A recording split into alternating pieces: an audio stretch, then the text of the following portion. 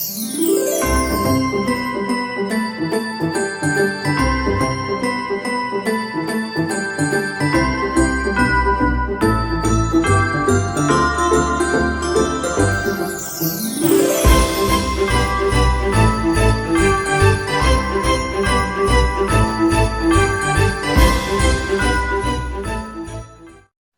to take a minute and welcome everyone as they are coming in to our program today. We're so pleased to have Carla Hall reading Carla and the Christmas Cornbread. My name is Beth Sheffield. I'm Adult Programming Coordinator, and Tanika Martin is here, who is our Children's Programming Coordinator. And on behalf of the Greensboro Public Library and the Greensboro Public Library Foundation, welcome to this afternoon's program. I wanted to specifically thank those of you who are members of our foundation. It is thanks to your support that we can continue to offer programs like this, because we know that the library, in partnership with the community, strives to be provide free and equal access to information, foster lifelong learning, inspire the joys of reading. And I really want to just thank you all for coming. And we're here to talk about Carla and the Christmas Cornbread. So yay! Yay! You know, I am so excited to be here with you all, Tanika and Beth. Everybody keeps asking me, why a children's book? And one of the things that people don't know about me, when I was a child, I drew and I did cartoons, and I knew that I always wanted to do a children's book. I am on the board of the pajama program, and in an effort to give kids a very healthy day with a healthy nighttime, it's like books and pajamas, and so I love picture books, and I love reading to kids, and so this book is very near and dear to my heart. And it's fictional, but it's also based on my life. Carla, this is your first children's book, isn't it? It is my first children's book, so it's really special. I mean, one, it has a recipe, so it's special in that it's the first. You can never have another first. And it's also really special because of the process of doing it and working very closely with Sharice Harris, who was the illustrator, and working with Deneen Milner, who's the editor, and little things in there,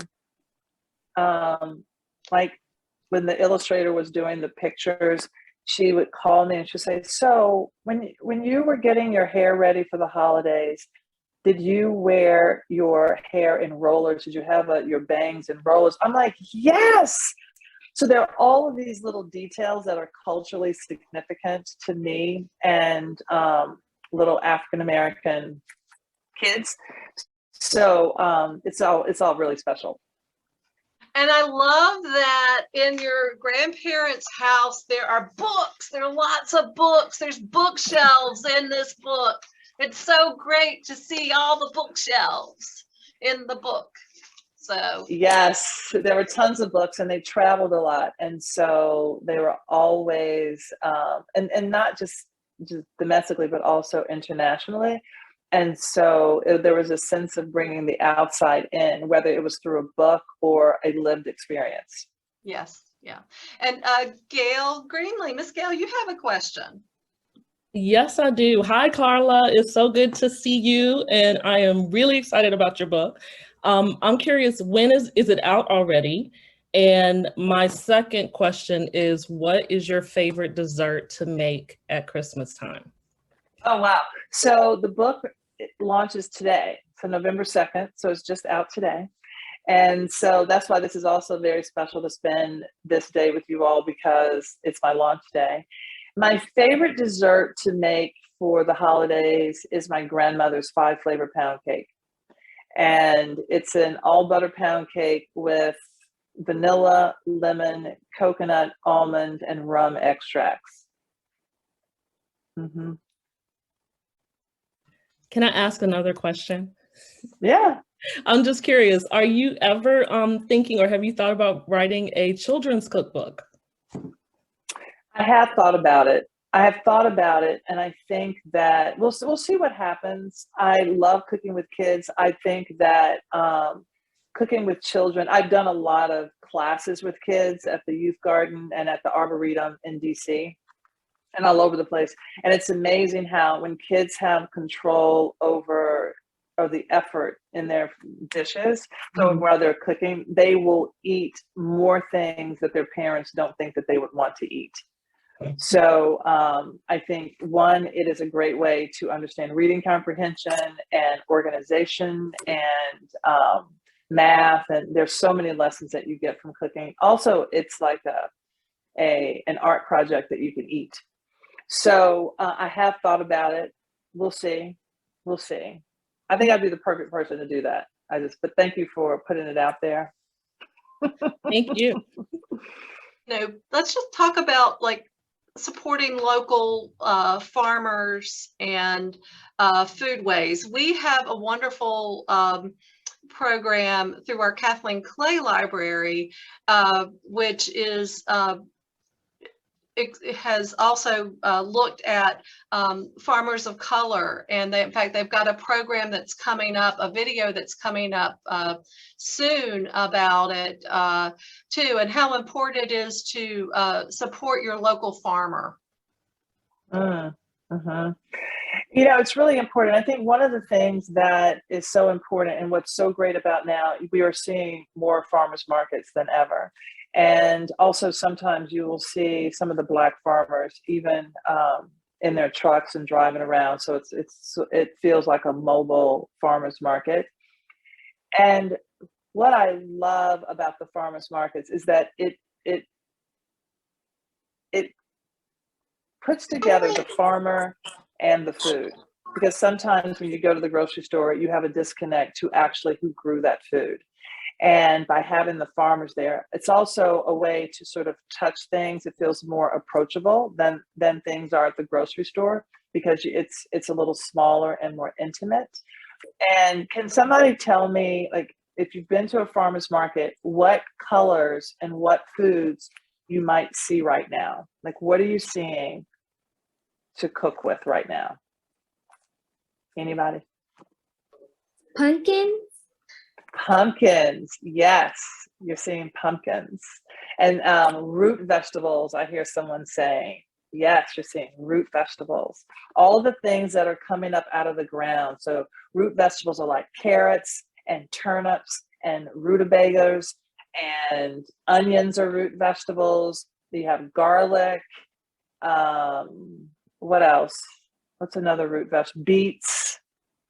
All of those fall colors. And I think when you think about the colors that we wear in the fall, like orange and eggplant and red, that wine color, when you think about those fall colors, they're very similar to the vegetables at the same time.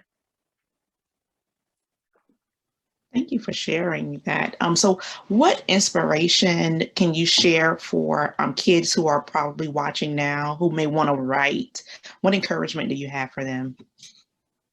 I think in terms of just remember some of those experiences that you've had with your own family, and think about, one, I made it a point to make this intergenerational. So my grandmother and my grandfather are very much a part of my childhood. And so when you're writing these stories, I want to encourage you to talk to your grandparents, because that is oral history and a sense of passing traditions down, because they won't always be there. I mean, our grandparents just won't always be there. So it was so nice to get their perspective, and by asking questions. And even if you are interested in writing a book, but you're not going to write it right now, take your phone or I don't even know if y'all know what a tape recorder is, but record your voices and have some of those conversations on tape, so that when you do get to the point of you're ready to write something or draw pictures that mean something to you, that you will already have the voices of those conversations. Thank you for answering that. And earlier you were sharing that as a child you enjoyed coloring. What are some of the things tell the kids some of the things that you enjoyed doing in your youth? So when I was from 7, especially at 8, and I was a member of 4-H, so I did a lot of drawing. I always would help my teachers put together their boards. I would volunteer to do that because I was always really crafty. I liked working with my hands. I also liked playing outside. I loved climbing trees. I didn't cook. I'm gonna tell you right now, I did not cook. Now, I wish I had cooked when I was younger, but I'm gonna encourage you all to cook. But I did make mud pies. I had an incredible imagination. And one of the things that I would do when I was with my sister, we would we had read something like Huck Finn or some of these other stories. So we would take my grandmother's frozen lemon meringue pie and we would put it into a handkerchief and we would tie it on a stick. And then we would go on this little hike, like we were off on an adventure with that little stick on the back. And we'd walk to the train tracks.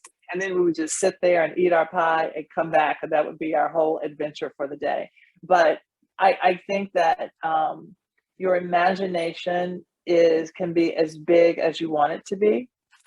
And that's why I also love books, because with your imagination, you can create these worlds that you live in that other people can journey into. Thank you so much for answering that question for us. So what's the hardest thing about writing a children's book? I tell you what, it's not the story, it's the pictures. So the illustrator is Cherise Harris, and she's from Barbados. And so we met over a year ago. So the book was already written like 2 years ago, and then she illustrated it. But even before that part, I was going through and looking for an illustrator. And so it was like going through and looking at all of these picture books, all of these samples, and all of these drawings. And I had to sort of weed them out and decide whose drawings did I connect with the most. And it was Cherise. And I loved her drawings because, one, they're so saturated with color. And I like the realism. And I also like that. And we spoke, and she was saying she loves crafts. And so I was thinking the long game. So I said, if I'm going to do something and I'm going to have products, whatever, I really want to have somebody do the illustrations who also likes to she does puppetry. So she makes puppets and she makes paper mache. And I also have, oftentimes you will see me with this little character, Bubba. So this is a little guy here that I actually have been drawing since I was in 5th grade. And then about 4 years ago, I made him into a paper mache character. And so I said to the illustrator, I said, I really want to make sure that Bubba is included in my book. And so one of the great things about this being a living story is that I get to incorporate things that are important to me. I was going to say that there will be autographed copies of the book in our community. At several book plates are coming to several of our local bookstores. That's why we asked you to add what your bookstore was, and it will. Some will be coming to Scuppernong Books here in Greensboro, and also Bookmarks in Winston-Salem. So yes, yeah. Do you want to just kind of set up the story for us? So the story is all about me as a little girl. I'm 7 years old. I'm going up to my grandmother's house for the holidays, for Christmas, with my sister Kim, who's older, and my mom. And we go to my grandmother's house every Sunday. And then on special occasions, we would stay over. And so this is a case when I am going up, super excited. The car is packed with presents. We live in Nashville. My grandmother lives in Lebanon, Tennessee. So it's about a 30-minute drive. So it's a commitment for young kids to drive, a distance. And so I'm going to pick up where we are getting ready to get in the car. And I will start by reading Carla and the Christmas Cornbread. It's by Carla Hall with Kristen Hardkey, illustrations by Sharice Harris, and it's a Deneen Milner book. It's Christmas Eve, one of my favorite days of the year. That's when Mama, my sister, Kim, and I go to Granny's house to celebrate the best holiday ever, Christmas. Every year, I pack my holiday pajamas and my trusty sidekick, Bubba. And every year, I ride in the back seat, which is always piled high, high, high with Christmas presents. The best part about the ride is watching the lights twinkle on the houses as we whiz by. When I see the sign that says, it's 20 miles to Lebanon, I know that we're almost at Granny's house. Granny makes the best cornbread in the whole wide world. Cornbread is my favorite. Kim fiddles with the radio and finds a station playing the Jackson 5. Santa Claus is coming to town. We all sing along. Almost there. Granny is looking out of the kitchen window when we pull into the driveway. Granny, is the cornbread ready yet? I shout. Well, Merry Christmas to you too, Carla and Bubba. Merry Christmas, Granny, I say. Is the cornbread ready yet? Now that you're here, I can start baking it, she says. Granny pulls the cast iron skillet out of the heated oven and pours the cornbread batter into it. Hiss, pop, the batter crackles as it hits the hot pan. Little bubbles dance around the edges. Granny uses her big oven mitt to put the skillet back in the oven. 20 more minutes until the cornbread is done. I can't wait. Merry Christmas, we hear our grandpa call from the front door. Where are my girls? Grandpa is a doctor, and everyone calls him Doc, even us. He scoops up Kim and me and gives us a bear hug.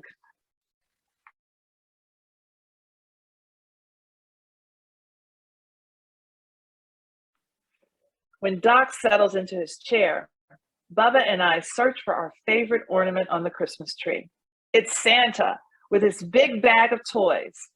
He looks just like me. Doc, where do you think Santa is right now? I ask. Well, he's probably all the way across the ocean, bringing presents to the children in France. Doc pulls a big book off the shelf. He shows me a picture of the Eiffel Tower in Paris. When I was young, way before your mama was born, I went to France, he says. I ate snails cooked in butter. I think about the snails that leave slimy trails on the lettuce leaves in Granny's garden every spring. Yuck. I don't think I'd like to eat snails, I say. They have a lot of other things to eat in France, Doc says, laughing. You should try everything because you never know what you might like. Just then, Granny calls us to dinner. We settle around the table to eat thin fried pork chops smothered in gravy, green beans, and my favorite, Granny's cornbread. Tomorrow, when all the aunts, uncles, and cousins come over, the table will be groaning with pans of macaroni and cheese, glazed ham, deviled eggs, creamed spinach, collard greens, sweet potato pie, baked apples, and popcorn balls.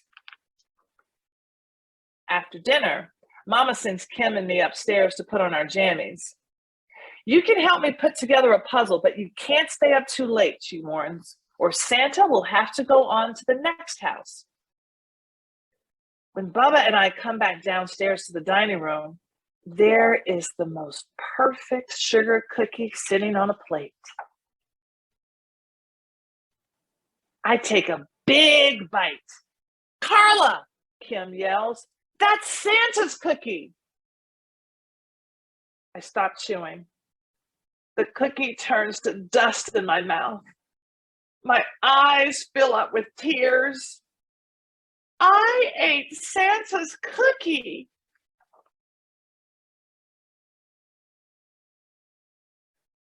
What if Santa puts me on the naughty list? He won't come tonight. There will be no presents. And everyone will know I did a not so great thing. Christmas will be ruined. Carla, come here, Granny calls out. I'm in big trouble. I'm sure of it. I drag my feet toward the kitchen.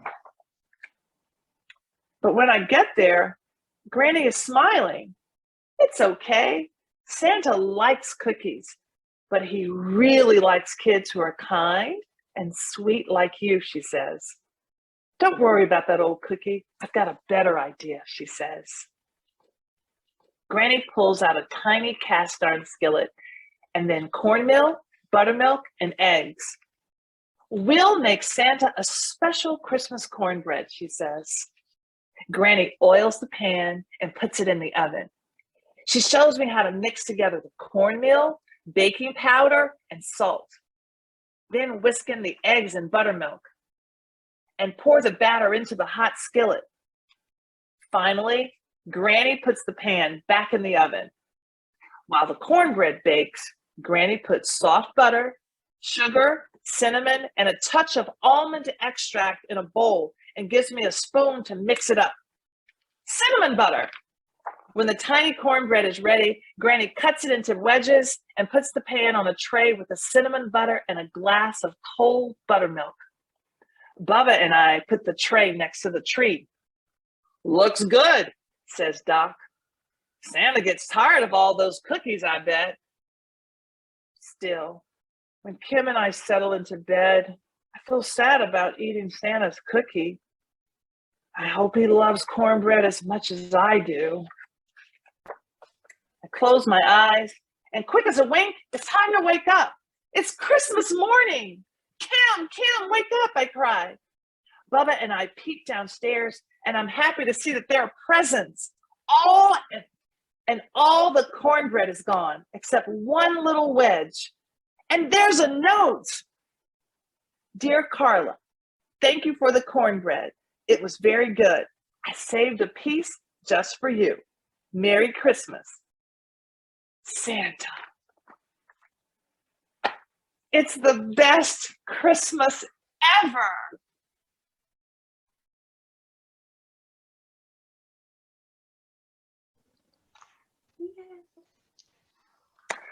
So I'm here to tell you all the moral of the story is, don't worry about those cookies. If you don't have cookies, you can pivot to cornbread. You can pivot to something else. It's problem solving with another member of your family, because honestly, if something is made with love, Santa is going to like it. The other thing, and I want you all to see Santa. Hold on. Here's Santa eating a piece of the cornbread. Looks like he likes it. Well, thank you, Carla, for taking this time on this very special day. Today is the first day this book has been available in the bookstores. And we have copies that are ordered for here at the library. Miss Tanika, you wanna say anything about that, or any other fun things coming up that anyone can come to? So thank you again, Ms. Hall, for sharing this story. We're very excited that you took the time out of your schedule to be here with us today. We're excited that we are going to have copies of your book in our library, and I just want to encourage all of the kids to come down to the library and check out a copy for you and your family. And you are welcome to visit our website. We do have a lot of programs online. You can go to www.greensborolibrary.com and you can check out our calendar of upcoming events. So we hope that you all enjoyed this presentation, and we look forward to seeing you soon. Thank you all. Thank you so much. And there are recipes in the book. So when you borrow it from the library, you can actually use it. Don't get any butter or anything in it, but you can use the book to make the cornbread and the cinnamon butter.